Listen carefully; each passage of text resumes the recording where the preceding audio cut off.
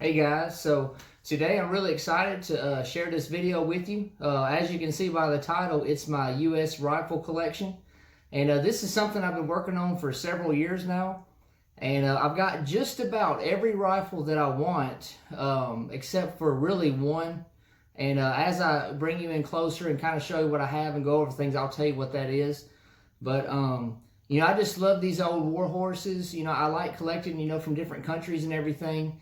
And I'm really wanting to work towards making my collection more complete as far as, you know, filling holes in my collection for, you know, whether it's rifles or helmets or particular things I'm trying to, you know, I've been looking for a while, and hopefully I'll start finding these things little by little. But thank you for tuning in.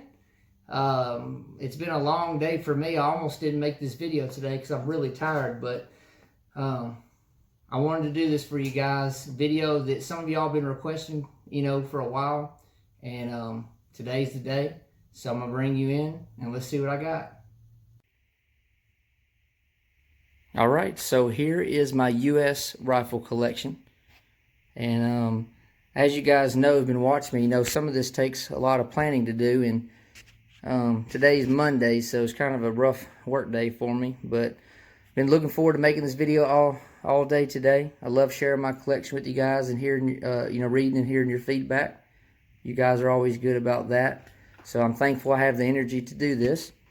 But I'll start here at the top. At the top here, this is my model 1896 Crag Rifle. Now, one of my pet peeves is so many times I'll go to gun shows or gun stores and somebody will have it labeled as a Crag, like a man's name. They'll even talk about it being a Craig. I'm like, no, it's a Crag. Craig is a man's name, right? But this rifle was made by Springfield. I'll hold it up here in a second. Shoots the 30-40 Crag round. And, you know, these were used during the Spanish-American War. And I'll tell you, out of my whole rifle collection, this one is one of my best scores ever. I actually got in contact with a man who had one of these for sale, and he was looking for an infield. We met up. He looked at my infield, and we traded straight up. And I'd only paid $80 for that infield. And he was asking, at the time, I think it was right about $500 for this rifle. And he traded me straight up.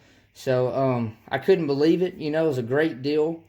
This rifle's fun to shoot when the ammo's available. I am wanting to get a bayonet and sling for it. And with all my rifles, see, I ran an oil rag over this in oil white, but I want to thoroughly get them cleaned up, the wood and everything. But this is my Crag rifle. It holds 5 rounds, but actually 6. And one thing you can do is you can go ahead and put 1 round in the chamber and slide the bolts over top of the other rounds, like a couple of these other rifles I'll tell you.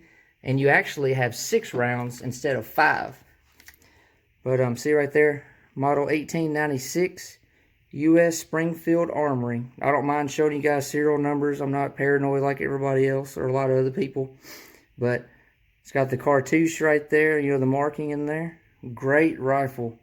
So fun to shoot. But honestly, I've had this thing probably, I don't know, 5 years or so, and I've probably only shot maybe 40 rounds through it because, like I said, the ammo is just so expensive.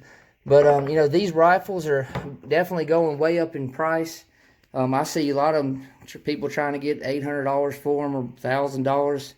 I'm just so thankful I was able to be in the right place at the right time for that one. But anyways, moving on here. See, I barely just got enough room on the table for these. I'm going to have to tell my wife we need a bigger table, not for more food, but for more guns and new edition videos and everything. But this right here is my M1917, or, you know, some say model of 1917 Eddystone. You know, this rifle was designed after the P14, originally after the P13. But the P14, a British rifle, looks identical to this. Main difference, though, is it was chambered in .303 British, whereas this is chambered in .30-06. And, you know, when the Americans first got into World War I, we didn't have the rifles and a lot of the equipment stuff that we needed produced yet. So, like, helmets were issued, British helmets were issued to American soldiers, as well as, like, the P14 rifle. That was pretty common. But I'll show you this. Again, it's made by Eddystone. You can see it's still oily and everything, but I'm still going to clean them up. But 805, 811.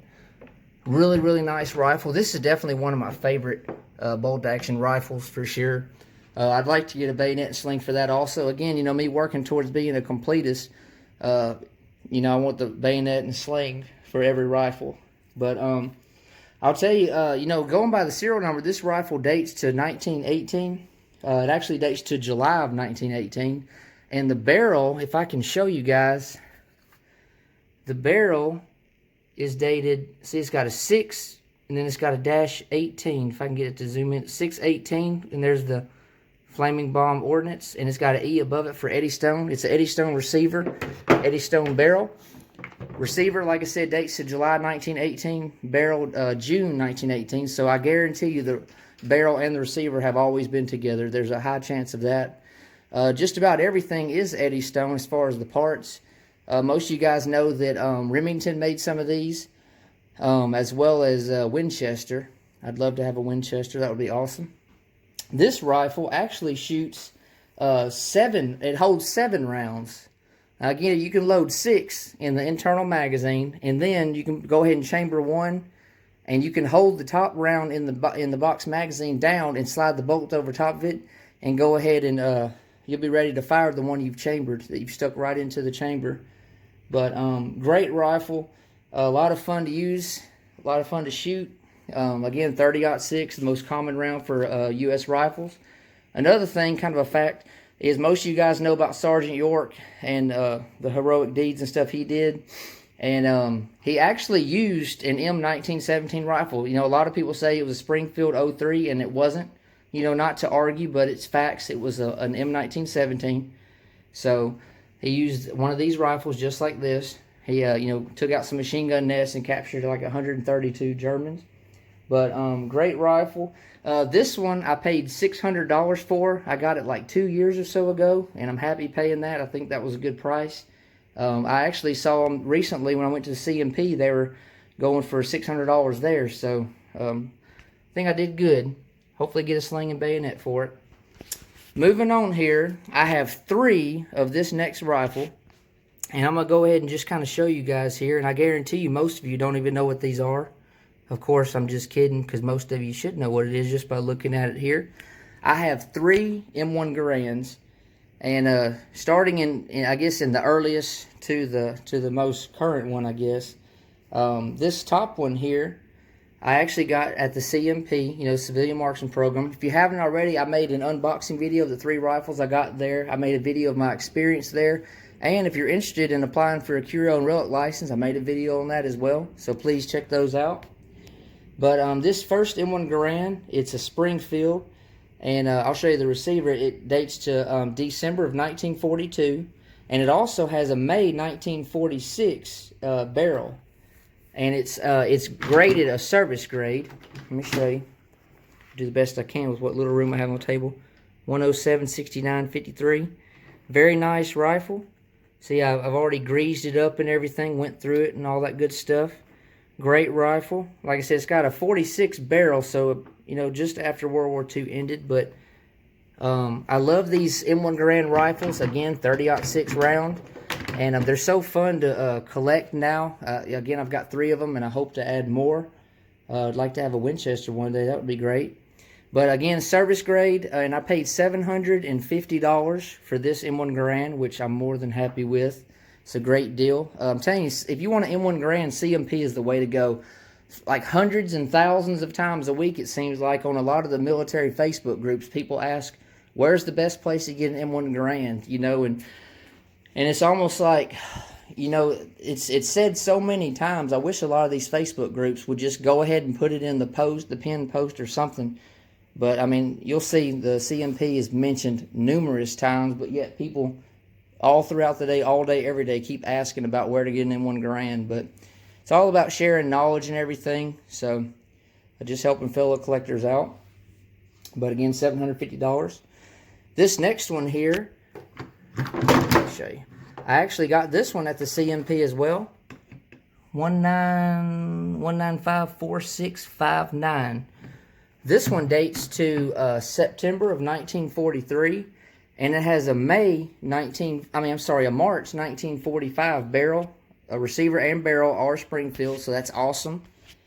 This one is actually a field grade, so a little bit less as far as condition, quality, compared to the first one I showed you. This one was $650, which nowadays, if you can get an M1 Garand for $650, even if it isn't in perfect, immaculate shape, it's pretty well used and everything. I mean, that's a great deal. I would jump on it every time, especially if the barrel's halfway decent. But just great rifle. If you haven't shot one of these, I mean, you don't know what you're missing. It's just absolutely amazing. I like the been there, done that look and everything. I wouldn't want an unissued rifle of any kind. That's just me. I like the wear. But $650. And lastly, as far as my Garands, this one was the first one I ever got. I got this one in, I believe it was August of 2014. This one is 284-2012. And another Springfield. And this one, the receiver dates to May of 1944. And again, Springfield barrel dates to January of 1952. So Korean War era barrel. But, you know, this one I do have an original sling on and everything. I've shot it so many times, hundreds of rounds through this Garand. So much fun. And, you know, I was so happy to finally get one of these, because most of you guys are like me. You grew up playing, you know, Call of Duty and Medal of Honor and all those old war games and shooting M1 Garands on the game, and always wanted one to shoot in real life. And, you know, watching old war movies and stuff and seeing the guys shooting them. But I'm telling you, if you don't have an M1 Garand, save you up $650 or so.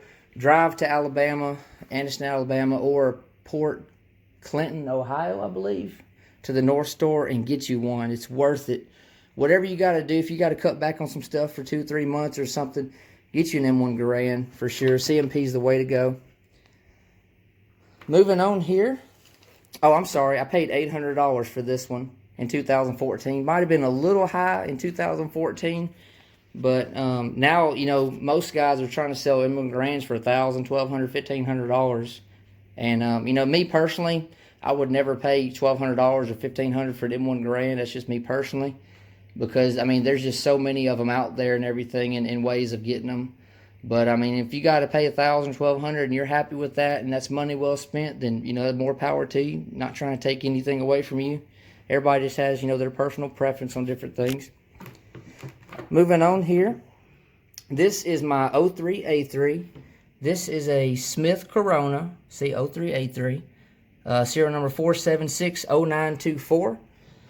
This one actually dates to 1944. And most people think it holds 5 rounds. Again, it can hold 6. Put one in the chamber, load 5 in the internal magazine, hold the top round down as you slide the bolts over it, and you'll have 6 rounds to fire. Now, you know, this one is not just a whole lot different from the Springfield 03. And as I mentioned in the beginning of this video, there's one rifle that I don't have that I really need to finish my U.S. collection as far as what I originally wanted. And that's a Springfield 03, you know, World War I bolt-action rifle. I know some guys, you know, like collecting, you know, the Civil War rifles and even like an M14 and stuff. I haven't really, you know, have any desire to do that unless I just come into a great deal. Like it's just an unheard of deal to get one. So, of course, I would pick it up. Would like to have an M16 clone or, you know, maybe an M4 or something, but maybe one day. But, again, this shoots 30-06. I got this, at the CMP on my trip. So, 2 Garands and an 03A3. It was December 5th. I was there, South Store. And this filled a hole in my collection. It's just a great rifle. It's really, really nice. I haven't shot this yet, and I haven't shot an 03A3 ever. So I'm looking forward to when I have the opportunity to do that. The main difference that changed between the 03 and the 03A3 was the sight. It was originally along top here, and they moved it to the rear. As you see, it looks familiar to a lot of you guys. It has the rear aperture sight, just like the post-World War II modification on M1 Carbines, and I'll talk about that here in a minute. Very nice rifle. Again, I'd love to have a sling for it and bayonet, so I should be able to get one of those hopefully in the near future. But yeah, that's my 03A3, ready to shoot it, and I'm so glad to have filled another hole in my collection.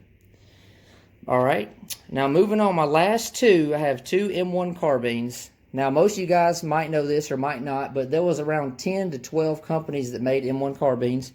You know, they were made during World War II, obviously. And this first one here, I love this one. This is an early M1 carbine. It's a Winchester, and I'll show you. Winchester 105-30-95. I've had this rifle since 2016, and just so fun to shoot. I love it a lot. It's got early characteristics. Got the push button safety, the flip sight. It does not have the bayonet lug. Also, it's got the original barrel. It's just marked with the simple W right there. So the barrel would date to 1942, and the receiver is 1942. So I guarantee you the barrel and receiver have always been together, more than likely. It has a Saginaw gear stock on it. Unfortunately, some previous owner, could have been a soldier or just somebody that owned it, they checkered and like basically did some random artwork, I guess, on the stock. See, even the underside here. Now, from what I believe, the Saginaw gear stocks are somewhat desirable, but this one, you know, basically the stock doesn't have much collector value anymore, unfortunately. But a lot of fun to shoot. I paid $700 for this rifle in 2016. Great deal. Happy to have paid that. Got a sling for it, you know, magazine pouch and everything. Got all, I guess, the accessories and everything, bells and whistles. So great rifle. And the last one I got here is, this is an Underwood M1 Carbine. It's kind of hard to see under there, but it's Underwood 2810116. And this one dates to January of 1944. And I'll show you the barrel. It's kind of hard to see. See, it's an Underwood barrel. I'm trying to get to zoom in. And it actually has, it's hard to see, but I don't know if I'll be able to show you guys, but it's got a 3-44. But anyways, in the Flaming Bomb Ordnance. So, like I said, the receiver is January of 44. The barrel is March of 1944. So, good chance they've probably always been together. Now, you see, this one has the rear aperture sight, right? It doesn't have the flip sight. It's got the flip safety right there. It also has the bayonet lug, which I do have a bayonet for it, M4 bayonet. And then you can see the difference here between the two sights. So you got the flip in the rear. And then also, if you see on my 03A3 and then my M1 Carbine, they both have rear aperture sights, but a little bit different designs and models there. Love this rifle. Shot both of them a whole lot, hundreds of rounds through them. I love the 30 carbine round. Always looking for more ammo. You know, it's getting kind of harder to find, especially for a reasonable price, but I'm sure I'll find some deals like I usually do. I'm thankful for that. So again, this is my collection. I know I'm kind of long-winded again. Thank you guys that are still with me. Again, hopefully I'll score a Springfield 03 in the future. I'm sure I will. Maybe even, like I said, an M14 or Civil War rifle. You know, for a pretty good price. And then, you know, another thing I'd like to have is a model 1897 shotgun, like a trench shotgun / riot shotgun. I think that would be really cool and really fun to own. Just kind of looking over my notes here. Now, I do have quite a bit of ammo as far as 30-06, so I'm thankful for that I've been able to pick it up over the years and everything. Hopefully I'll score some 30-40. It's, you know, it's very hard to find because most of the time when I see the Crag ammo, it's like $2 a round, and I just refuse to pay $2 a round for ammo. I'm just not going to pay it. Same thing like a lot of the Japanese ammo is very expensive. But, you know, and I've never been into reloading, and I never will. I'm just being honest. I just don't have time for it. But as far as, you know, accessories and stuff, again, I'd like to have a sling and a bayonet for each one. I've got probably 75 to 100 M1 Garand in-block clips. No exaggeration. I have a lot of those.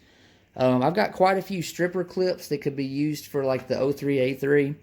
As far as magazines, I've got probably, I don't know, maybe around 30 to 35 15-round and 30-round magazines. I've got probably like 15 or 20 pouches for the 15-round magazines, and I've got, I believe, 2 from 1950 era of the 30-round magazine pouches. So that's, you know, it's really cool. I like doing that. As far as the M1 carbines, I'd love to get more of the manufacturers. Like I said, about 10 or 12 companies made them. I've got an Underwood and a Winchester, so that's 2, but hopefully I'll add more in the future. Same thing with the M1 Garand is, 4 companies made them. Springfield, Winchester, International Harvester Company, and Harrington and Richardson. Now, Springfield and Winchester were the only 2 companies that made them during World War II. And Winchester only made them during World War II, whereas Springfield made them, into the 50s. And then you got the H&R, which is Harrington and Richardson, or IHC, which is International Harvester Company. They made them in the 50s only. But, I definitely like to have a Winchester. I don't know if I'd want an H&R or IHC Garand because I'm so picky, but who knows? We'll see. But anyways, guys, as always, thank you so much for watching. Thank you for your support. If you haven't already, please subscribe. I would love to have you as a subscriber. And more videos on the way, so y'all stay tuned.